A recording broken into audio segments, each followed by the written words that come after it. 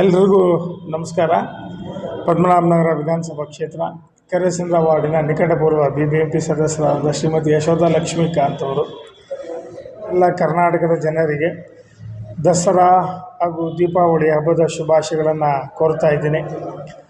ದಸರಾ ಹಬ್ಬ ಅಂದರೆ ಇಡೀ ನಾಡಿನ ಹಬ್ಬ ಅಂಥೇಳಿ ನಮ್ಮ ಕರ್ನಾಟಕದಲ್ಲಿ ಆಚರಣೆಯನ್ನು ಮಾಡ್ತಾಯಿದ್ದೀವಿ.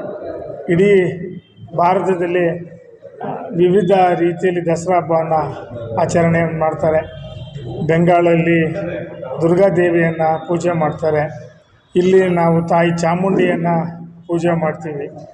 ಹಾಗೆಯೇ ಉತ್ತರ ಭಾರತದಲ್ಲೂ ಕೂಡ ಅನೇಕ ರಾಜ್ಯಗಳು ತಮ್ಮದೇ ಆದ ವಿಶಿಷ್ಟ ರೀತಿಯಲ್ಲಿ ಈ ದಸರಾ ಹಬ್ಬವನ್ನು ಆಚರಣೆ ಮಾಡ್ತಾರೆ. ದಸರಾ ಹಬ್ಬ ಅಂದರೆ ಎಲ್ಲರಿಗೂ ಭಾಳ ಸಂತೋಷ ತರುವ ಹಬ್ಬ. ಸುಮಾರು 9 ದಿವಸಗಳ ಕಾಲ ನವರಾತ್ರಿ ಪೂಜೆಯನ್ನು ಮಾಡ್ತಾರೆ. ಎಲ್ಲ ದೇವತೆಗಳ ಆರಾಧನೆ ನಡೆಯುತ್ತೆ. ಎಲ್ಲ ದೇವಿ ದೇವಸ್ಥಾನಗಳಲ್ಲಿ ಭಾಳ ವಿಜೃಂಭಣೆಯಿಂದ ಪೂಜೆಗಳು, ಸಾಂಸ್ಕೃತಿಕ ಕಾರ್ಯಕ್ರಮಗಳು ನಡೆಯುತ್ತೆ. ದಸರಾ ಅಂದರೆ ನಮಗೆ ತಟ್ಟನೆ ಜ್ಞಾಪನ ಬರೋದು ಅಂದರೆ ಮೈಸೂರು. ನಮ್ಮ ಮೈಸೂರಿನ ಅರಸರು ಒಡೆಯರ್ ವಂಶದವರು ಭಾಳಷ್ಟು ವರ್ಷಗಳಿಂದ ಈ ಹಬ್ಬವನ್ನು ಆಚರಣೆಯನ್ನು ಮಾಡ್ಕೊಂಡು ಬರ್ತಾಯಿದ್ದಾರೆ.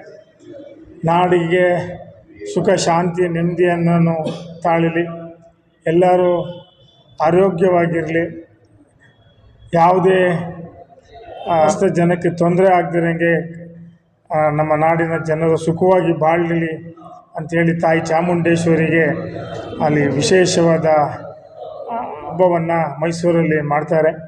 ಇನ್ನೇನು ನಾಡಿದ್ದು ದುರ್ಗಾಷ್ಟಮಿ ದಶಮಿ ದಿವಸ ನಿಮಗೆಲ್ಲ ಗೊತ್ತಿರೋಂಗೆ ವಿಶ್ವದಲ್ಲೇ ಪ್ರಸಿದ್ಧವಾಗಿರುವ ದಸರಾ ಹಬ್ಬ ಮೆರವಣಿಗೆಯನ್ನು ಪ್ರಾರಂಭ ಆಗುತ್ತೆ. ರಾಜ್ಯದ ಮುಖ್ಯಮಂತ್ರಿಗಳು ಮತ್ತು ಮೈಸೂರು ಸಂಸ್ಥಾನದ ರಾಜರು ಅದಕ್ಕೆ ತಾಯಿ ಚಾಮುಂಡೇಶ್ವರಿಗೆ ಚಿನ್ನದ ಅಂಬಾರಿ ಮೇಲೆ ತಾಯಿ ಚಾಮುಂಡಿಯನ್ನು ಮೆರವಣಿಗೆ, ದಸರಾ ಮೆರವಣಿಗೆ ಇರುತ್ತೆ. ನೋಡೋದಕ್ಕೆ 2 ಕಣ್ಣು ಸಾಲದು. ಭಾಳ ಚಿಕ್ಕ ವಯಸ್ಸಿನಲ್ಲಿ ನಾವು ನೋಡಿದ್ವಿ. ಈಗೆಲ್ಲ ಮಾಡ್ರನ್ ಟಚ್ ಕೊಟ್ಟು ಇನ್ನೂ ವಿಶೇಷವಾಗಿ ಈ ದಸರಾ ಹಬ್ಬ ಮೂಡಿ ಬರ್ತಾಯಿದೆ. ಸೊ ಈ ಸಂದರ್ಭದಲ್ಲಿ ಮತ್ತೊಮ್ಮೆ ನಮ್ಮ ಶಾಸಕರು, ವಿರೋಧ ಪಕ್ಷದ ನಾಯಕರು, ಜನಪ್ರಿಯ ಕರ್ನಾಟಕದ ನಾಯಕರು ಆರ್ ಅಶೋಕ್ ಅವರ ಮತ್ತು ಶ್ರೀಮತಿ ಯಶೋಧ ಲಕ್ಷ್ಮೀಕಾಂತ್ ಅವರು ಮತ್ತೊಮ್ಮೆ ನಾಡಿನ ಸಮಸ್ತ ಜನಗೆ ದಸರಾ ಹಾಗೂ ದೀಪಾವಳಿ ಹಬ್ಬದ ಶುಭಾಶಯಗಳನ್ನು ಕೋರ್ತಾ ಇದ್ದಾರೆ.